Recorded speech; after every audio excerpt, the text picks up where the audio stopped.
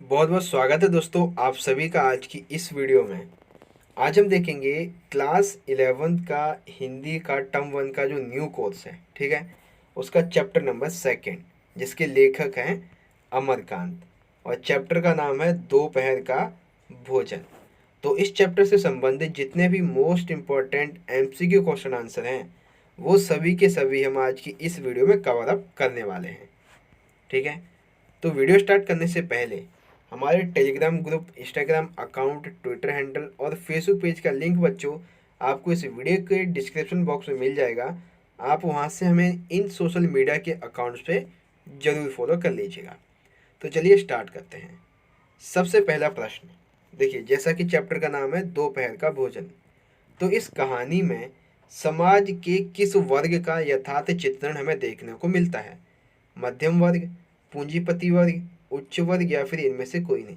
तो आपको पता है ये कहानी जो है वो 4-5 लोगों के इर्द गिर्द घूमती है, ठीक है। तो सिंपल सी बात है, क्या हो जाएगा? मध्यम वर्ग, ठीक है। अगला आगे देखिए, क्वेश्चन नंबर सेकंड, दोपहर का भोजन पाठ में जीवांत पात्र कौन है? रामचंद्र, सिद्धेश्वरी, मोहन, या फिर मुंशी? तो इसका भी बहुत ही सिंपल सा आंसर है, सिद्धेश्वरी इस पाठ का जीवांत पात्र है, ठीक है। क्वेश्चन नंबर थर्ड, दोपहर का भोजन कहानी में मुख्य समस्या या फिर दोपहर का भोजन कहानी की मूल संवेदना क्या है? प्रेम विवाह, शोषण, बेरोजगारी एवं गरीबी, या फिर भुखमरी? तो इसका राइट आंसर है बेरोजगारी एवं गरीबी, ठीक है। क्वेश्चन नंबर फोर, सिद्धेश्वरी ने दोपहर के खाने में क्या क्या बनाया था? ठीक है, क्या क्या बनाया था दोपहर के खाने में? दाल चावल सब्जी, रोटी एवं चने की सब्जी, सब्जी चावल रोटी, रोटी पानी की तरह पतली दाल एवं चने की तली तरकारी?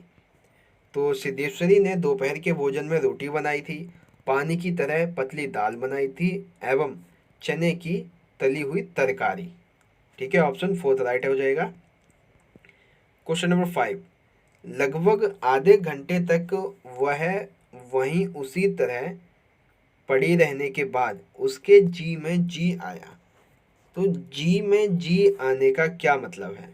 चैन आ जाना, पानी पीना, सांस लेना, या फिर इनमें से कोई नहीं? तो जी में जी आने का मतलब होता है चैन आ जाना, ठीक है। अगला क्वेश्चन नंबर सिक्स है, सिद्धेश्वरी तथा मुंशी जी, सिद्धेश्वरी तथा मुंशी जी, उनके परिवार में उनके अतिरिक्त कौन कौन रहता था?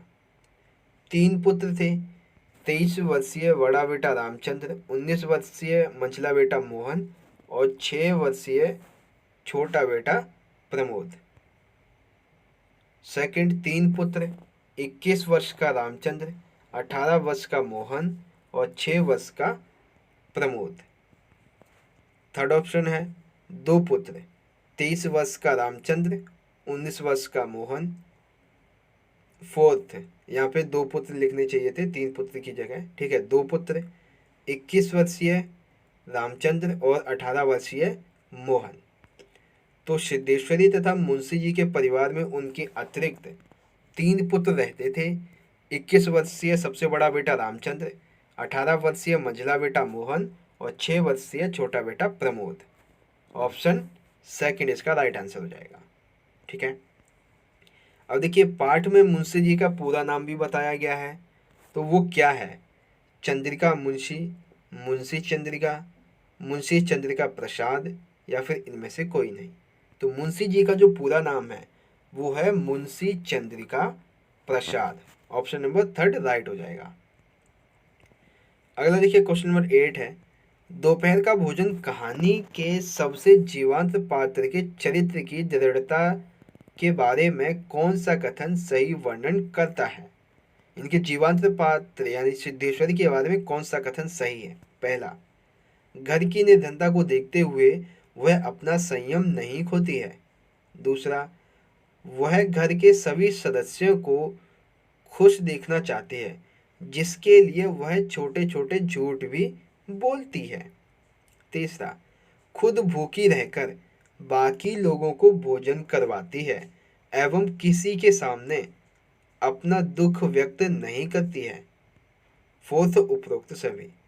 तो जीवंत पात्र के चरित्र के बारे में यानी कि सिद्धेश्वरी के चरित्र के बारे में उपयुक्त सभी कथन सही हैं। ऑप्शन फोर्थ आपका राइट आंसर हो जाएगा। ठीक है, चलिए आगे बढ़ते हैं। अगला क्वेश्चन नंबर 9। सिद्धेश्वरी जब रामचंद्र के आगे दोपहर का भोजन यानी कि दोपहर के भोजन की थाली रखती है तो रामचंद्र उसे किस दृष्टि से देखता है? पहला, दार्शनिक, दूसरा तिरस्कार, तीसरा घृणा, चौथा इनमें से कोई नहीं। तो इसका जो राइट आंसर होगा वो होगा ऑप्शन नंबर फर्स्ट, एक दार्शनिक की दृष्टि से देखता है। ठीक है, अगला देखिए, इसी से संबंधित है। रामचंद्र भोजन की थाली को दार्शनिक की भांति क्यों देख रहा होता है? थाली में भोजन बहुत अधिक होता है, थाली में बहुत कम भोजन था जो पेट भरने के लिए पर्याप्त नहीं था, थाली का भोजन उसे बिल्कुल पसंद नहीं था, उसे बिल्कुल भी भूख नहीं लगी थी। तो रामचंद्र भोजन की थाली को दार्शनिक की भांति इसलिए देखता है क्योंकि थाली में बहुत ही कम भोजन था जो कि पेट भरने के लिए पर्याप्त नहीं था। ठीक है, अगला देखिए, क्वेश्चन नंबर 11 है। दोपहर का भोजन पाठ में सिद्धेश्वरी ने अपने बड़े बेटे रामचंद्र से, देखिए रामचंद्र जब खाना खा रहा होता है तो रामचंद्र से मंझले बेटे मोहन के बारे में झूठ क्यों बोला? पहला, मोहन को लेकर रामचंद्र चिंतित हो और रामचंद्र उसके बारे में सोचे। दूसरा, रामचंद्र मोहन को नौकरी दिलवा दे। तीसरा, मोहन को लेकर रामचंद्र चिंतित ना हो और रामचंद्र खुश रहे, या फिर इनमें से कोई नहीं। तो रामचंद्र से मझले बेटे मोहन के बारे में झूठ बोलने के लिए सिद्धेश्वरी इसलिए उससे झूठ बोलती है, मोहन को लेकर रामचंद्र चिंतित ना हो और रामचंद्र खुश रह सके। वो घर के सभी परिवार वालों को छोटा मोटा झूठ बोलकर खुश रखना चाहती थी। ठीक है, आगे क्वेश्चन नंबर 12 है। यह कहकर उसने अपने मंझले लड़के की ओर इस तरह देखा जैसे उसने कोई चोरी की हो। ठीक है, यह कथन किसके बारे में है? मुंशी ने मोहन के बारे में कहा है, सिद्धेश्वरी ने रामचंद्र के बारे में, रामचंद्र ने मोहन के बारे में, सिद्धेश्वरी ने मोहन के बारे में। तो इसका राइट आंसर है सिद्धेश्वरी ने मोहन के बारे में यह कथन, मतलब यह कथन संबंधित है। ठीक है, आगे देखिए, एक सेकेंड, यहाँ पे क्वेश्चन नंबर का दोबारा से मैंने 11 और 12 लिख दिया है, कोई बात नहीं, क्वेश्चन की क्वांटिटी थोड़ी आपकी ज़्यादा हो जाएगी। देखिए क्वेश्चन नंबर फिर से 11 है कि वह मतवाले की तरह उठी और गगरे से लोटा भर पानी लेकर गटगट चढ़ा गई। यह कथन किसके संबंध में है एवं इसका क्या मतलब है? पहला, सिद्धेश्वरी मुंशी जी के खाना खाते समय मुंशी जी के लिए पानी लाने गई। दूसरा, सिद्धेश्वरी रामचंद्र के खाना खाते समय मुंशी जी के लिए पानी लेने गई। देखिए, सिद्धेश्वरी रामचंद्र के खाना खाते समय मुंशी जी के लिए पानी लेने गई, तो ये तो गलती हो जाएगा। तीसरा, सिद्धेश्वरी खाना खाते समय अपने ख्यालों में डूबी थी, अचानक उसे अधिक प्यास का आभास हुआ, या फिर इनमें से कोई नहीं। तो इसका राइट आंसर होगा ऑप्शन नंबर 3। ठीक है, क्वेश्चन नंबर 12 देखिए। मुंशी जी सिद्धेश्वरी से अपने बेटों के बारे में क्या कहते हैं? तीनों बेटे नालायक हैं, तीनों बेटे हष्ट पुष्ट हैं, तीनों बेटे कमजोर हैं, तीनों बेटे काफ़ी होशियार हैं। तो इसका राइट आंसर है ऑप्शन नंबर 4, तीनों बेटे काफ़ी होशियार हैं। ठीक है, क्वेश्चन नंबर 13 देखिए। 13 में पूछा जा रहा है कि दोपहर का भोजन कहानी में वह कौन सा प्रसंग है जो गरीबी की व्यवस्था की झलक देता है? पहला, मुंशी जी का काम छूट गया जिससे घर में आय का स्रोत बंद हो गया। दूसरा, घर में इतना अनाज नहीं है कि सभी सदस्य भरपेट भोजन कर सकें, सिद्धेश्वरी पानी पीकर ही सो जाती है। तीसरा, टूटी खाट पर लेटा उसका छोटा बेटा कुपोषण का शिकार है। और चौथा, उपरोक्त सभी। तो गरीबी की व्यवस्था झलकती है, उसके संबंध में उपरोक्त सभी कथन यहाँ पर सही हैं। ठीक है, अगला देखिए, क्वेश्चन नंबर 14 है, भोजन के दौरान सिद्धेश्वरी एवं मुंशी जी की जो असंबद्ध बातें हैं, यानी कि मूल विषय है गरीबी एवं अभाव, इनमें क्या शामिल नहीं है? बारिश का ना होना, प्रमोद की कॉलेज की पढ़ाई की चर्चा, ठीक है, मक्खियों का होना, फूफा की बीमारी एवं गंगाशरण बापू की लड़की की शादी।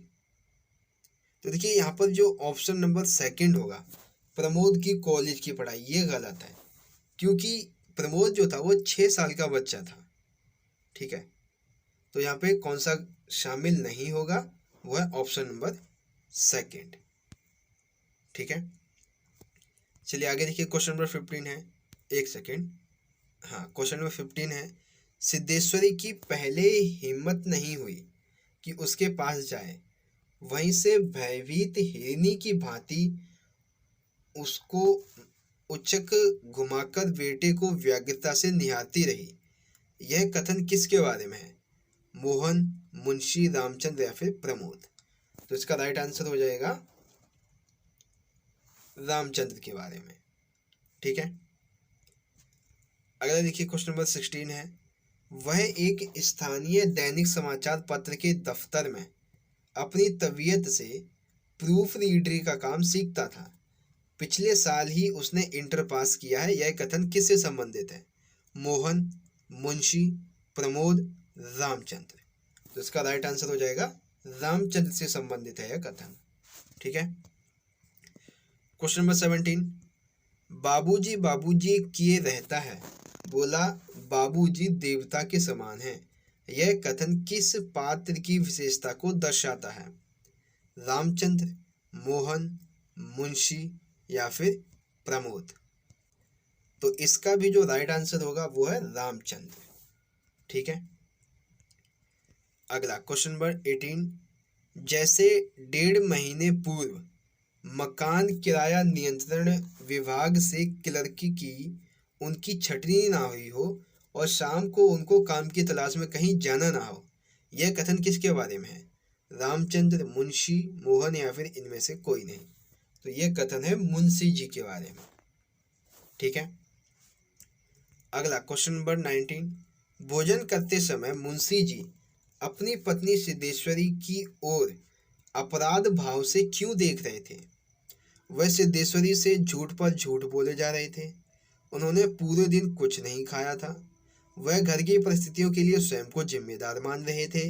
सिद्धेश्वरी ने जो सामान मंगवाया था वह उससे लेकर नहीं आए थे, ठीक है। तो देखिए इसका राइट आंसर होगा ऑप्शन नंबर 3, वह अपनी घर की परिस्थितियों के लिए स्वयं को जिम्मेदार मान रहे थे, इसीलिए वह सिद्धेश्वरी की ओर अपराध वाले भाव से देख रहे थे, ठीक है। अगला क्वेश्चन नंबर 20 है, मुंशी जी ने भोजन के आखिर में गुड़ क्यों मंगवाया था? ठीक है, भोजन के आखिर में गुड़ क्यों मंगवाया? पहला, ताकि वह गुड़ का शरबत बनाकर पी सके। भोजन की इच्छा नहीं थी, केवल गुड़ खाना चाहते थे। खाना अच्छा नहीं लग रहा था। सिद्धेश्वरी ने मुंशी जी को कसम दी थी। तो इसका राइट आंसर है सिद्धेश्वरी ने मुंशी जी को कसम दी थी, इसीलिए उन्होंने रोटी की जगह गुड़ मंगवाया था। ऑप्शन 4 सही हो जाएगा। अब देखिए उसी से संबंधित क्वेश्चन नंबर 21 है कि सिद्धेश्वरी ने कसम दी कि एक रोटी देती हूँ, अभी बहुत सी हैं। यहाँ पर सिद्धेश्वरी ने मुंशी जी को किसकी कसम दी? बड़के की कसम, अपनी कसम, मंझले की कसम या फिर छुटके की कसम? तो इसका राइट आंसर होगा बड़के की कसम दी थी, ठीक है। अगला देखिए क्वेश्चन नंबर 22 है, सिद्धेश्वरी जब भोजन करते समय रोटी का पहला ग्रास मुंह में रखती है तब उसकी आंखों से टप टप आंसू बहने लगते हैं, ऐसा क्यों? अपने घर की परिस्थितियों के लिए एवं पेट भर भोजन ना मिल पाने के दुख से, सारी कोशिशों के बाद भी उसके एवं परिवार को 2 वक्त का भोजन नहीं मिल पा रहा था। मन के अंदर पीड़ा थी जो आंसू के रूप में बाहर आ रही थी। और 4th है उपयुक्त सभी। तो इसका राइट आंसर है उपयुक्त सभी, ठीक है, ऑप्शन 4 सही हो जाएगा। अगला देखिए क्वेश्चन नंबर 23 है, आपके अनुसार सिद्धेश्वरी के जो झूठ थे वो 100 सत्यों पर भारी थे कैसे? यानी कि सिद्धेश्वरी झूठ पे झूठ बोले जा रही थी, लेकिन फिर भी उसके जो झूठ थे वो 100 सत्यों के बराबर थे कैसे? पहला ऑप्शन, वह अपने परिवार वालों को एक दूसरे की सच्चाई बताकर दुखी नहीं करना चाहती थी। दूसरा, यदि वह अपने बड़े बेटे से यह कहती कि मोहन कहीं बाहर घूमने गया है तो दोनों भाइयों के बीच लड़ाई हो जाती। तीसरा, अपने पति से भी वह अपने बड़े बेटे के बारे में झूठ बोलती है ताकि पिता और बेटे के बीच में प्रेम बना रहे। उपरोक्त सब तो सिद्धेश्वरी के झूठ 100 सत्यों पर भी भारी हैं। इस संबंध में उपयुक्त सभी कथन सही हैं। ठीक है। अगला क्वेश्चन नंबर 24 है, सबसे आखिरी प्रश्न है। बेसिकली ये जो है वो आपकी एनसीईआरटी किताब में कुछ शब्दार्थ दिए गए हैं उससे संबंधित है। देखिए, निम्नलिखित में से कौन सा सही मिलान नहीं है या फिर सही उसका अर्थ नहीं है? पहला, बर्राक, याद रखना चमकता हुआ, राइट है। सेकंड, पंडुक, कबूतर की तरह एक प्रसिद्ध पक्षी है। थर्ड, निर्विकार, जिसमें कोई विकार या परिवर्तन ना होता हो। फोर्थ, कनखी, आंखों के कोने से बरामदे में देखना। देखिए, कनखी का अर्थ होता है आंखों के कोने से, लेकिन यहाँ पे बरामदे से देखना भी जोड़ दिया गया है तो ये गलत हो जाएगा। ठीक है, तो कौन सा सही मिलान नहीं है? ऑप्शन नंबर फोर्थ इसका सही मिलान नहीं है। ठीक है, तो इस तरह से बच्चों हमारी आज की ये वीडियो यहाँ पे ख़त्म होती है। अगर वीडियो आपको अच्छी लगी हो तो लाइक करना, ज़्यादा से ज़्यादा इसे अपने सभी दोस्तों के साथ ज़रूर शेयर कीजिएगा। तो चलिए दोस्तों, मिलेंगे अगली वीडियो में। तब तक के लिए आप पढ़ते रहिए, अपना ख्याल रखिए। धन्यवाद। जय हिंद, वंदे मातरम।